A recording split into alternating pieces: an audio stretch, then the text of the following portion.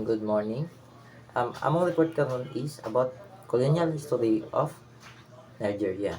So, before mi magsugod sa among report is i-define na mo unsa ang colonialism. Colonialism is defined as controlling by one power over the dependent area or people.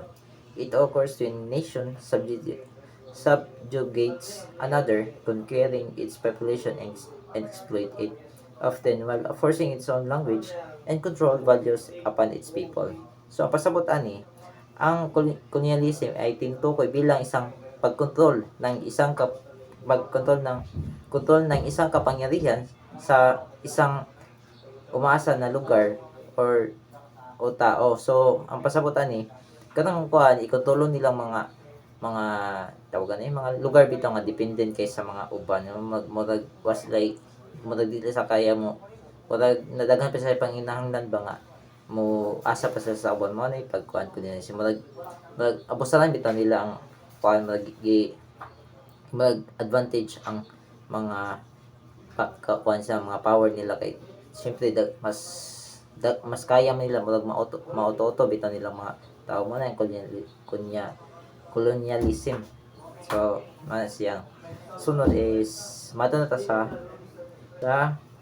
colonial history of Nigeria. So, Nigeria's colonial history is deeply intertwined with European imperialism, particularly the British, who formalized their control over the region in the late 19th and early 20th century. So, colonization in Nigeria began formally in 1861 when the British annexed Lagos, a strategic coastal town. Nigerian colonial history as it combined two regions with vastly different regions, and political. So, ang colonialism ang nagkolonyal ay ang nagkuan sa una sa Nigerian is ang British ang nagcolonialize. So, nagkuan sila nag-formalize in about 19th century and early 20th century, late 19th century and early 20th century. Then nagsugod ni siya sa it began formally in 1861 when the British annexed Lagos gibutan dire. So ang Nigerian colonial history as it combined two regions with vastly different cultures, regions, and political. So, over the following decades, the British expanded their control, culminating the amalgamation of northern and southern Nigeria in 1914. So, nagkadako ang control sa mga British. So, nakuha nila ang northern and southern Nigeria katong niagi nga mga 1914. So, mga to. Karon mo na punta sa Okay, let's now talk about the socio-economic challenges of Nigeria. Nigeria faces numerous socio-economic challenges, many of which can be traced back to its colonial past. Some of the most pressing issues include: first, poverty and inequality.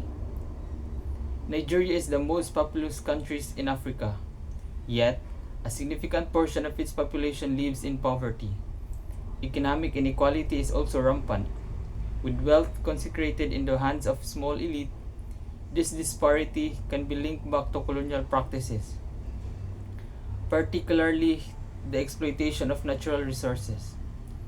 During the colonial period, the British extracted Nigeria's resources, especially oil and agricultural products, without investing in the development of local infrastructure or industries. This set the stage for a resource-based economy that still suffers from unequal distribution of wealth. Second is political instability.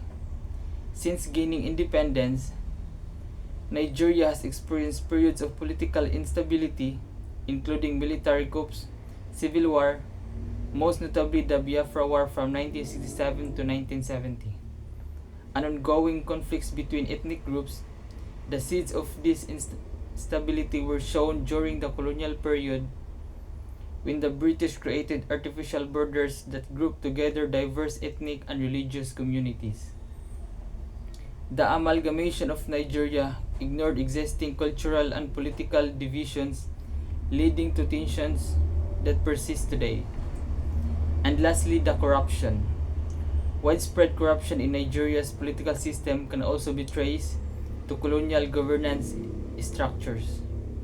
The British system of indirect rule often incentivized local leaders to prioritize their personal gain over the welfare of the people. This culture of corruption has continued in post colonial Nigeria, with political elites often exploiting public resources for personal benefit. Conflict and ethnic tensions. The division of communities along ethnic and religious lines during the colonial era is still evident today. Colonial policies often favored certain ethnic groups over others, leading to long-standing grievances. Cultural impact. Colonialism had a profound impact on Nigeria's culture, language, and identity. One of the most enduring legacies of British colonial rule is the English language, which remains Nigeria's official language today. While Nigeria is home of hundreds of indigenous languages, English served as a lingua franca, used in government, education, and business.